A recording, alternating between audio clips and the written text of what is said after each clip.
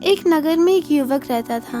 वह युवक बड़ा ही ईमानदार था। वह मेहनत मजदूरी करके अपने परिवार का भरण पोषण करता था। एक दिन की बात है जब वह काम की तलाश में अपने गांव से बहुत दूर चला गया। तब उसने वहां देखा एक बूढ़ा व्यक्ति ढेर सारी गठरियों के साथ संघर्ष कर रहा था और आगे बढ़ने की कोशिश भी कर रहा था। बूढ़े व्यक्ति का अपने सामान को लेकर इस प्रकार संघर्ष करते देख युवक के मन में दया आ जाती है। युवक तुरंत ही उस बूढ़े व्यक्ति के पास पहुंचा और बूढ़े व्यक्ति को प्रस्ताव दिया कि मैं उनकी मदद करना चाहता हूँ। बूढ़ा व्यक्ति बड़ा ही स्वाभिमानी था।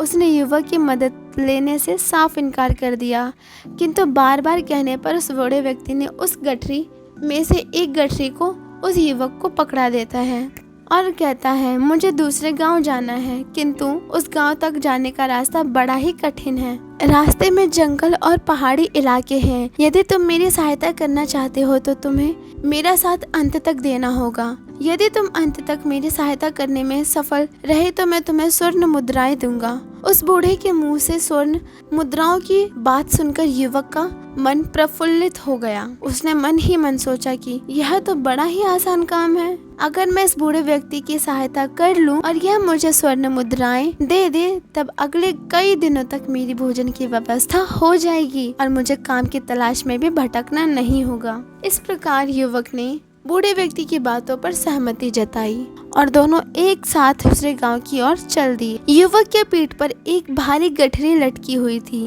वह मन ही मन सोच रहा था कि आखिर इस गठरी में ऐसा क्या है जो इतना भारी है। आखिरकार युवक ने अपनी सोच पर काबू नहीं कर पाने की वजह से उस बूढ़े व्यक्ति से वह पूछ ही बैठा कि इस गठरी में ऐसा क्या है जो इतना भारी है। बूढ़े व्यक्ति ने उत्तर दिया, मेरी यह गठरी तांबे के सिक्कों से भरी हुई है, इस कारण तुम्हें इसका वजन ज्यादा लग रहा है। तभी युवक ने उत्तर देते हुए कहा, हाँ, ये बहुत भारी है और मैं इसे लेकर चल रहा हूँ। इसका मतलब यह है कि मैं अधिक शारीरिक श्रम कर रहा हूँ। बूढ़ा व्यक्ति युवक के इशारे को समझ चुका था। तभी बूढ़े व्यक्ति ने कहा कि ठीक है, मैं तुम्हें स्वर्ण मुद्राओं के साथ साथ तांबे के सिक्के भी दे दूंगा। इतना सुनते ही वह युवक खुशी से झूम उठा और आगे की ओर बढ़ने लगा। अब उसे गठरी बिल्कुल भी भारी नहीं लग रही थी। वह तो मस्ती में चला जा रहा था। आगे पहुंचने के बाद जब जंगल का रास्ता आया तब बूढ़े व्यक्ति ने उस युवक से कहा, मैं बहुत बूढ़ा हो गया हूँ, इस दुर्गम जंगल को पार नहीं कर सकता हूँ। तुमने मेरा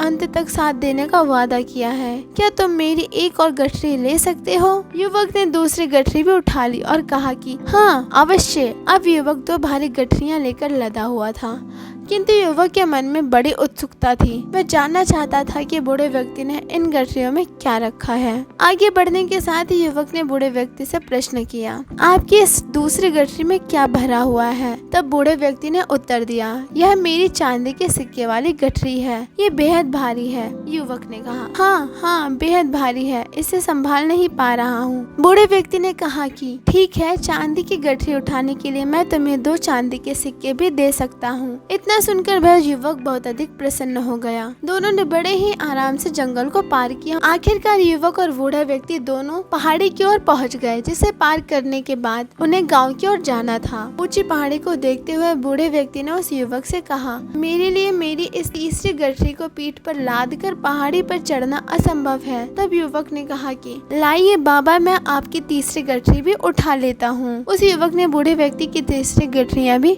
अपनी पीठ पर लाद ली और पहाड़ी की ओर आगे बढ़ने लगा।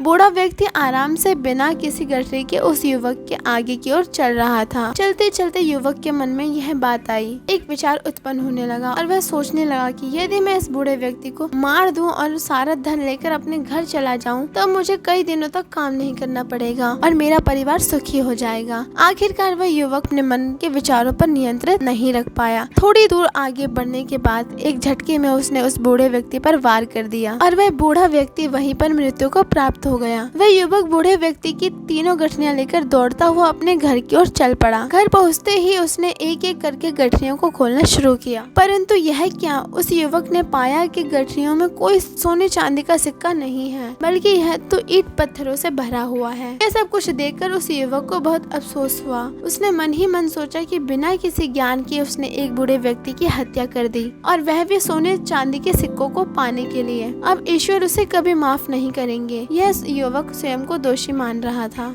और इन्हीं सब सोच के कारण वह बहुत अधिक बीमार हो गया। उसने जो कर्म किया था वह उस पर बहुत अधिक पछता रहा था। एक दिन बीमारी के हाल ही में वह युवक अपने घर से उठकर चला गया। इधर उधर भटक रहा था और मन ही मन बेचैन हो रहा था। तभी उस युवक पर एक बुद्ध सन्यासी की नजर पड़ी। हैरान परेशान युवक को देखकर बुद्ध सन्यासी उसे अपने आश्रम ले गए। भगवान गौतम बुद्ध ने जब युवक से पूछा आखिर वह इस प्रकार से पागलों जैसा व्यवहार क्यों कर रहा है और इतना अधिक हैरान परेशान क्यों है, बस इतना ही सुनते उस युवक की आंखों से आंसू बहने लग गए और उसने भगवान गौतम बुद्ध के चरण पकड़ लिए और अपने कर्म के लिए मैं स्वयं को क्षमा नहीं कर पा रहा हूँ। यदि तुम्हें अपने कर्म पर पछतावा है तब निश्चित ही ईश्वर तुम्हें क्षमा कर देंगे। तुमने जो भी कर्म किया इसके पीछे दरअसल तुम्हारे मन के विचार थे। यदि उस समय तुमने अपने मन के विचारों पर नियंत्रण रखा होता तो तुम ऐसे पाप करने से बच जाते। वास्तव में होता यह है कि हम अपने विषय में जो कुछ भी सोचते हैं अथवा कल्पना करते हैं वह सचमुच हमारे साथ घटित होने लगता है। भले व्यक्ति अपने बाहरी शत्रुओं पर अधिक ध्यान देते हो किंतु दरअसल व्यक्ति का आंतरिक मन ही उसका सबसे वास्तविक शत्रु होता है। हमें सबसे पहले अपने विचारों पर ध्यान देना चाहिए क्योंकि वास्तव में कर्म विचारों से ही उत्पन्न होते हैं। जब भी हम कोई कर्म करना चाहते हैं तो इसका प्रथम प्रभाव होता है हमारे विचार। कोई भी व्यक्ति बिना विचार किया कर्म की ओर नहीं जा सकता। मन के कर्म विचार होते हैं। वास्तव में ये विचार हमारे सामने घटित होते हैं। यदि हम दिन में स्वयं को 10 बार नकारात्मक बोले तो हमें चारों ओर नकारात्मक ही दिखाई देगी और जीवन में हमारी सफलता का प्रतिशत बहुत ही कम हो जाएगा। इसलिए सदैव अपने विचारों पर नियंत्रण रखना चाहिए। मन में विचार आना स्वाभाविक है किंतु प्रत्येक विचार क्रिया बने ऐसा अवश्य नहीं। कई बार गलत और नकारात्मक विचारों को मन ही मन में समाप्त करना पड़ता है क्योंकि यदि हमारे विचार सत्य हो तो वह हमारे स्वयं के साथ साथ हमारे आसपास के अन्य व्यक्तियों को भी बहुत अधिक नुकसान पहुंचा सकता है। वास्तव में हमारे विचार भाग्य का निर्माण करने के लिए तात्पर्य हैं। यदि विचार शुद्ध नहीं होंगे तो भाग्य भी अच्छा नहीं होगा और ना ही हम अच्छे कार्य कर पाएंगे और ना ही जीवन में सफल हो पाएंगे। सफल होने के लिए सबसे पहले आवश्यक है कि विचारों को शुद्ध और नियंत्रित रखा जाए। जितना अधिक शुद्ध और पवित्र सोचेंगे हमारे आसपास उतनी ही सकारात्मक फैलेगी और हम गलत कार्य करने से भी बचते रहेंगे। युवक बड़े ही ध्यान से भगवान गौतम बुद्ध की बातें सुन रहा था। उसने गौतम बुद्ध से कहा कि गुरुदेव मैं आपकी सारी बातें समझ चुका हूँ। मैं आज से ही और अभी से अपने विचारों पर नियंत्रण रखने का पूरा प्रयास करूँगा। शुद्ध और पवित्र सोचने का भी अभी से ही प्रयास करूँगा। युवक ने भगवान गौतम बुद्ध को धन्यवाद दिया और वहाँ से चला गया।